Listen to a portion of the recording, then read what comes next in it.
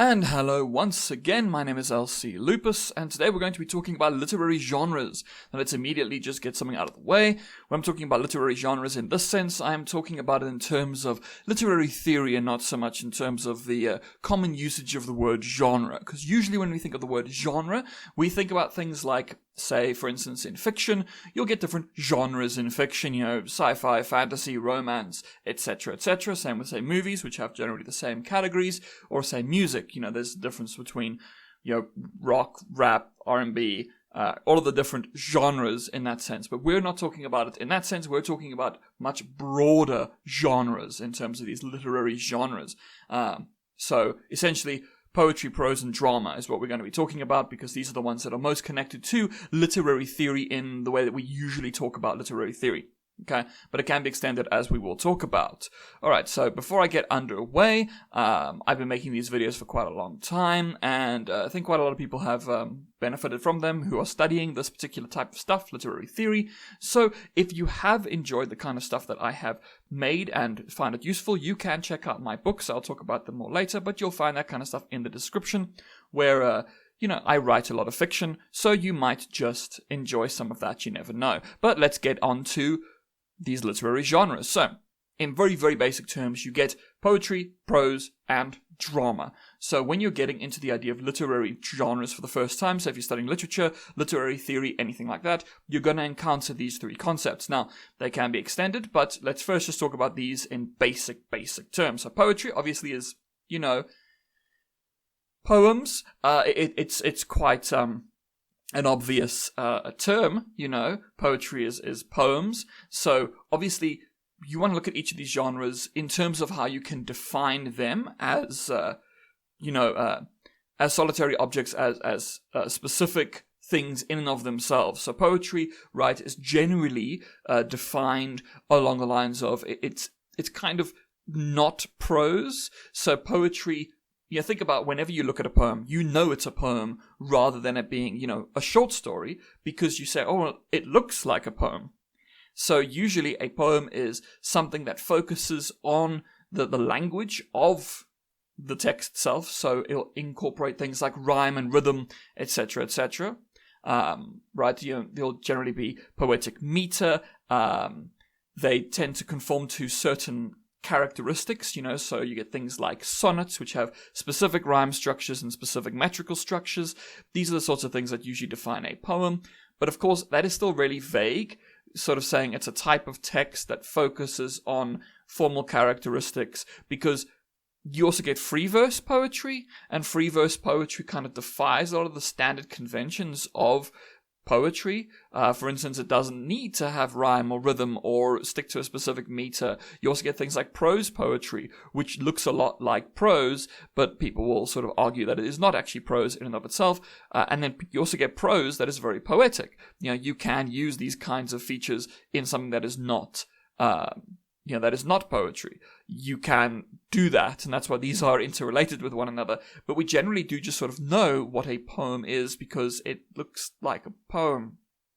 So let's also talk about now prose, because a lot of the ways to define these things is with oppositional relationships. So you often define poetry because it's not prose, and then prose is not poetry. So prose is things like books, short stories, novellas, novelettes, these kinds of things. So a book prose is something that is generally contains some kind of a narrative, right? It has a story. But of course you could say, well, you also get narrative poems, so poems that tell a story, which is still a story.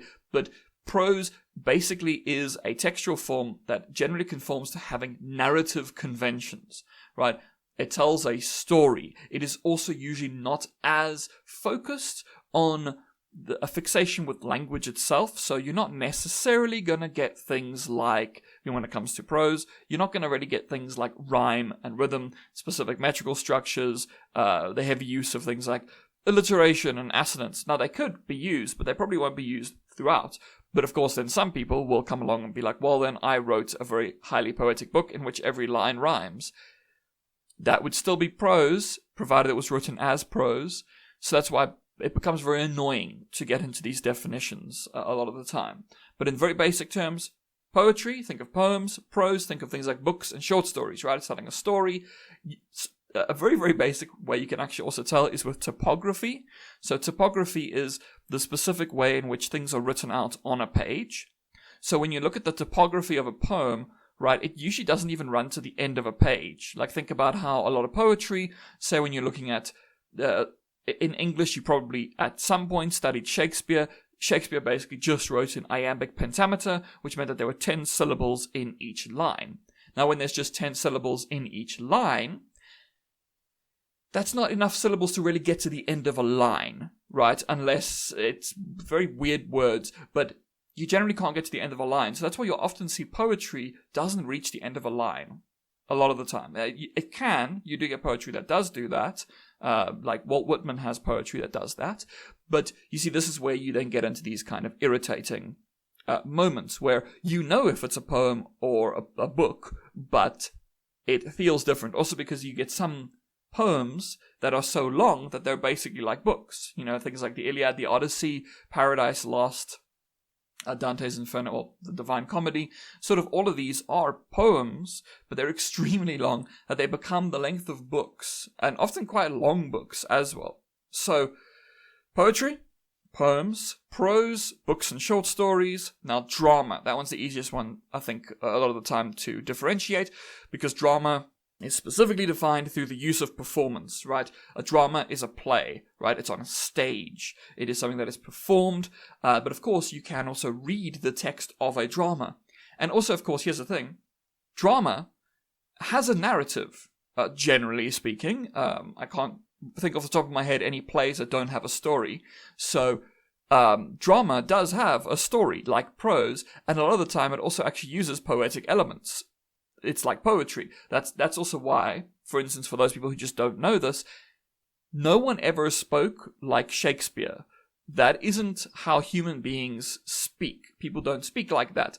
It is highly poetic language. A lot of like the plays were even written in iambic pentameter. So the people are talking in poetic verse. And human beings have never spoken in poetry. Like, poetry is such a definitive thing that you have to pay so close attention to the specific way in which language is used, that trying to sort of say, oh yes, people spoke like that. No, they didn't, right? It is, people never spoke like that. So there's actually a lot of poetic elements within drama, and of course also prose elements, right? Like, think about how drama, a play, is generally comprised of just dialogue, with then things like stage directions, right? So things saying, this is what happens in the play, but then the main focus is on the people who are speaking and telling the story to each other, characters interacting with each other, right? That is a play. You can also think of it like a movie. Movies are descended from plays in many ways. So you can think of it like that, right? And that also exists in prose. Dialogue is in most novels. Most books contain people talking to each other, just like drama. And you can also actually have conversations happening in poetry. So you could have dialogue in poetry. And you could have things like dramatic characters in poetry. So the thing is, these three, poetry, prose, drama, are distinct, yet interrelated with one another. You can't definitively separate them and act as if they have no bearing on the other. You can't just say, well, drama is special and distinct and shares no characteristics with prose or poetry. Because, yes, it does. It most definitely shares characteristics, and they all share characteristics with each other. And that makes sense, right? It makes complete sense, because different people approach these things with a similar mindset. Right? In your life, if you're a writer and you write books, in all likelihood, you have also watched movies. You have read poems. You have listened to music. All of these things will then inform everything else that you make. So you will be inspired by these different things. So they all are related to one another. Now, something I also just said here is that you can extend each of these genres to things like lyrics, film, gaming, comics/manga. Now, there are obviously more, but these are just some of the ones that I would just say here. Because think about, for instance, lyrics in songs. It's poetry. it's generally poetry. It often follows poetic conventions. Look at how many lyrics follow standard poetic conventions using things like rhyme and rhythm, especially in the highly poetic songwriting, the ones that are extremely formal in things like, say, rap. Rap is extremely formal because rap will have often very, very specific metrical structures, rhyme, rhythm. It has these kinds of things inherently built into it, which are all poetry. It's poetic concepts that are being just used in something new. So when people nowadays sort of say, oh, I don't read poetry, maybe you don't read poetry, but you listen to poetry a lot, because basically all music is, well, if it has lyrics, it is all poetry. Okay, and then think about film, right? Film is definitely descended from drama, right? It's because drama has actors, it has characters on a stage. Now, of course, when it comes to drama, it's on a stage, which means that there is an inherent audience that is watching it in real time, whereas a movie, a film, you are recording with actors who are reading from scripts, or memorizing scripts, hopefully. They're reading from scripts, telling a story. However, you are then taking all of those kind of pictures, right? Because that's what film is. Film is at least 24 pictures every second. So you're taking all of these pictures, putting them together and editing them in such a way to tell a story that you can then give to people, kind of like a book. It's sort of edited before it is released and given to other people, right? Drama happens on the stage in real time. Movies are prepared ahead of time and then given to people to watch. But it still follows those same kind of conventions. It takes things from prose and drama, but what kind of happens with film is that film takes dramatic, it's sort of most descended from drama, it takes drama and then allows it to get rid of a lot of the limitations of drama. Like, there's a reason that a lot of plays take place in small rooms with people just talking to each other, and that's because you can't really have like a globe-setting adventure in a play. You can, strictly speaking, but it's difficult to do so because of suspension of disbelief, right? In, say, a movie, you can go from one country to another country with a character having adventures in one country, another country. Think of Indiana Jones, right? Going from one country to another country, doing all these kind of things. It's difficult to do that on a stage because you would have to be changing the set design all the time. And have to be like, okay, wait, audience, we need to rearrange the scene so that you know it takes place in a different country or a different place. So that's why a lot of plays take place like in a room or a handful of rooms. Like most plays you'll see, especially older school plays, generally don't really take place in that many places. They just don't. They're in kind of one place. And that's, fine. Now, so film, right? You can see it as a descendant of drama, where it's also taking the more lack of limitations that you find in prose, because you can now film wherever you want. Then, say something like gaming.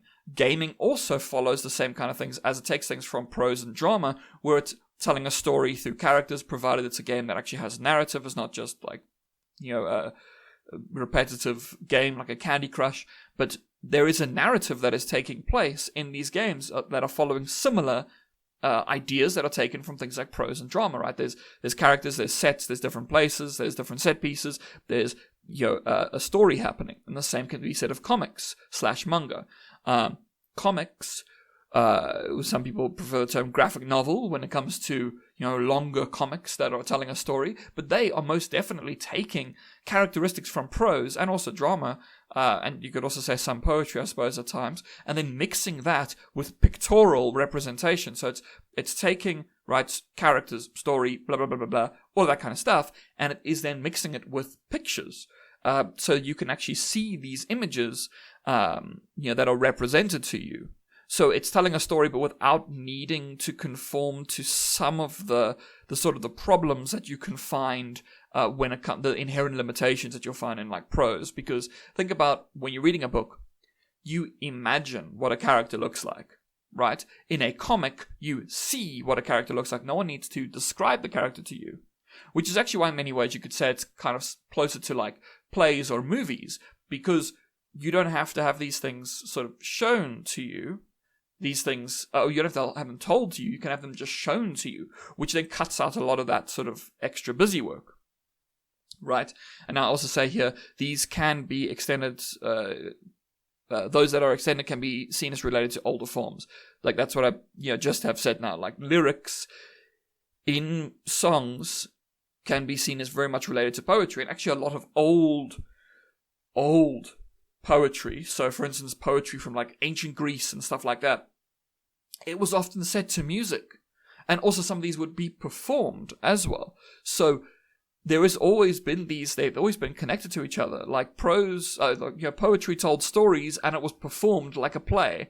So like they're connected to each other. It's like prose, poetry, and drama all together.